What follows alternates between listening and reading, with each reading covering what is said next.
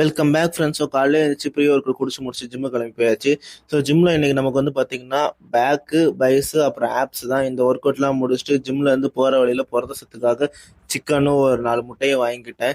அதை செஞ்சு சாப்பிட்லான்னு பார்த்தேன். ஆனால் அதுக்குள்ளே ஒரு சின்ன வேலை வந்துருச்சு. அதனால் வெளில கிளம்பி போயிட்டேன் குளிச்சுட்டு. ஸோ போகிற வழியில் வந்து பார்த்தீங்கன்னா பசி, அதெல்லாம் என்ன பண்ணலன்னு தெரியாமல் இளநீர் கடையில் போயிட்டு இளநீர் வாங்கினேன். நம்ம எல்லாருமே ஃபலூடா ஐஸ்கிரீம் இந்த மாதிரி சாப்பிட்றோம். அதுக்கு போல ஆல்டர்னேட்டிவாக இந்த இளநீர்லாம் குடிச்சோம்னா உடம்புக்கும் குளிர்ச்சி நல்லது, அப்புறம் வியாபாரம் பண்ணுறவங்களுக்கும் நல்லது தான்.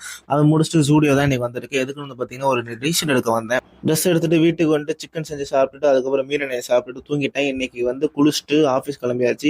இன்னைக்கு நம்ம ஆஃபீஸில் வந்து பார்த்தீங்கன்னா ஒன்றும் இல்லை, அவ்வளோக்கா சொல்கிற மாதிரி ஆஸ் யூஸ்வல் எப்பயும் போல ஒர்க்கு தான்.